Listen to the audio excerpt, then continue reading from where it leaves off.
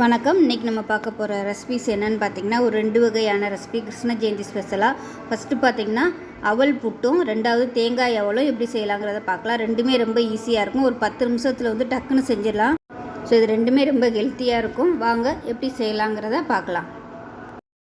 இந்த டம்ளரில் 100 கிராம் அளவுக்கு, அதாவது ஒரு டம்ளர் சோப்பு அவல் எடுத்துக்கலாம். இது வந்து கெட்டி அவல், எந்த அவல் வேணாலும் எடுத்துக்கலாம். லேசான அவல், கெட்டி அவல் எதுனாலும் எடுத்துக்கலாம்.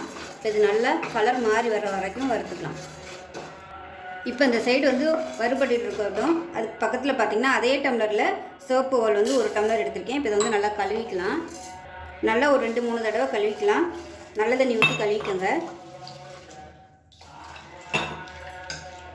இப்போ இது நல்லா கழுவியாச்சு. தண்ணியை தெளிச்சுட்டு ஊற வச்சுக்கலாம். கொஞ்சமாக தண்ணி தெளிச்சுட்டு நல்லா ஊறட்டும். நல்லா ஒரு 10 நிமிஷம் ஊறட்டும். இதுக்கிடையிலே இது பாருங்கள், நல்லா வறுபட்டுருச்சு. நல்ல ஒரு ஃப்ளேவர் வரும். இந்த அவலுக்குள்ள ஒரு ஃப்ளேவர் வரும். இப்போ இதை வந்து அமர்த்திடலாம். அமர்த்திட்டு ஆறுனதுக்கப்புறமா மிக்சியில் போட்டு அரைச்சிக்கலாம். இப்போ பாருங்கள், அவல் வந்து நல்லா பிடிச்சாச்சு. ரொம்பலாம் நைஸாக பிடிக்கணும்னு அவசியம் இல்லை. ஏன்னா புட்டுக்கு வந்து எப்பயுமே கொஞ்சம் நரநரன்னு இருந்தால் தான் நல்லாயிருக்கும். இது வந்து ஒரு பவுலில் கொட்டிக்கலாம். ஒரு சிட்டிகை உப்பு சேர்த்துக்கலாம். சேர்த்துட்டு தண்ணி ஊற்றி கொஞ்சம் கொஞ்சமாக நம்ம புட்டுக்கு எப்படி பிசைவோமோ அந்த மாதிரி பிசைக்கலாம். தண்ணி வந்து ரொம்ப ஊற்றிட வேணாம். இப்போ பாருங்கள், இந்த மாதிரி நல்லா பிசைஞ்சாச்சு. பிடிச்சா பிடிக்கணும், உதுத்து விட்டோம்னா உதிரணும். கரெக்டாக இருக்கும். இது வந்து ஒரு 5 நிமிஷம் அப்படியே ஊறட்டும்.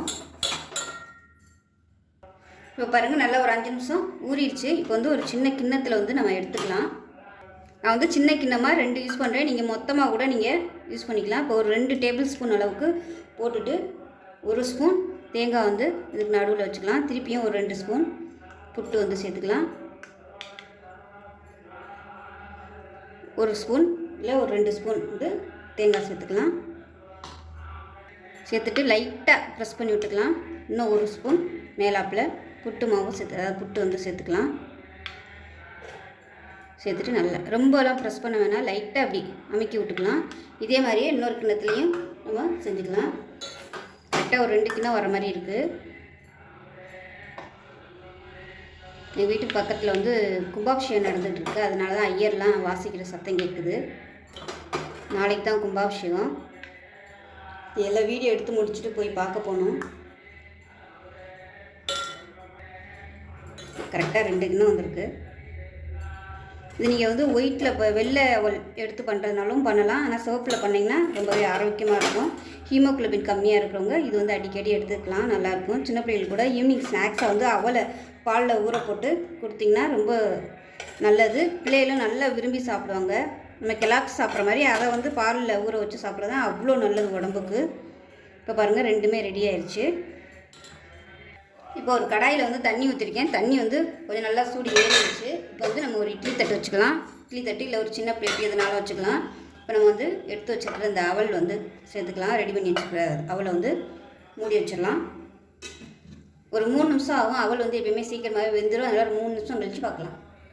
இப்போ நல்லா ஒரு 2லேருந்து ஒரு 3 நிமிஷம் ஆயிடுச்சு. எப்படி இருக்குன்னு நான் வந்து வேர்வை தண்ணி படாமல் இருக்கணுங்கிறதுக்காக கிண்ணம் போட்டு மூடி வச்சுருக்கிறேன்.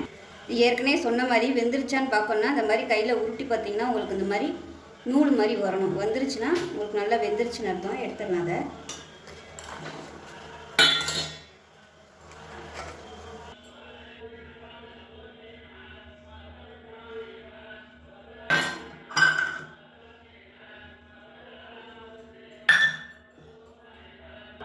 இப்போ இதில் நாட்டு சர்க்கரை சேர்த்துருக்கேன். இது வந்து பொடி பண்ணிட்டு வந்துடலாம்.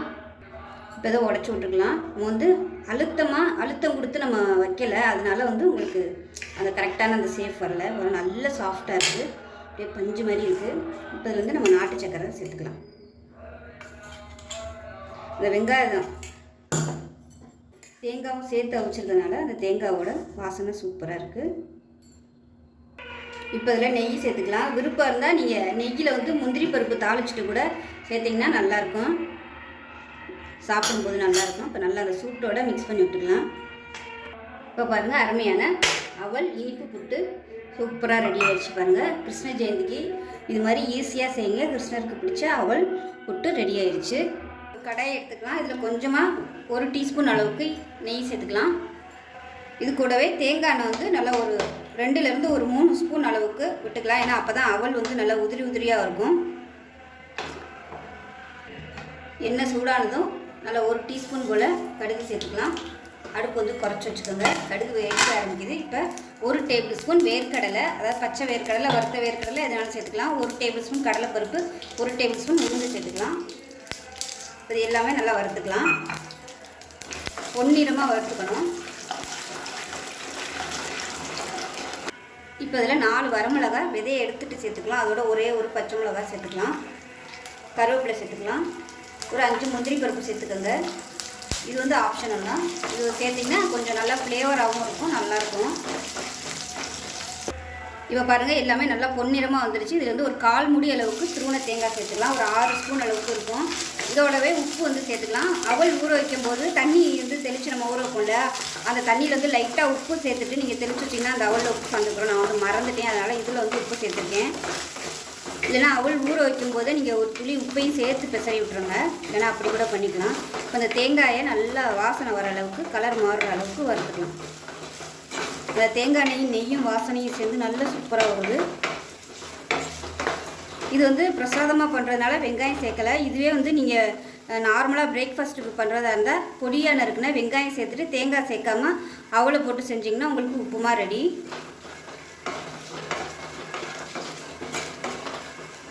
இதில் பெருங்காயம் கொஞ்சமாக சேர்த்துக்கலாம். நெய்வேத்தியம் பண்ணல பெருங்காயம் சேர்க்க மாட்டாங்க. விருப்பப்பட்டால் நீங்கள் வந்து சேர்த்துக்கலாம். அவ்வளோதான். நல்லா அப்படியே மொறுன்னு வந்துருச்சு பாருங்கள். அப்படியே பொரிஞ்சு வருது பாருங்கள் தேங்காய் வந்து அந்த எண்ணெயில்.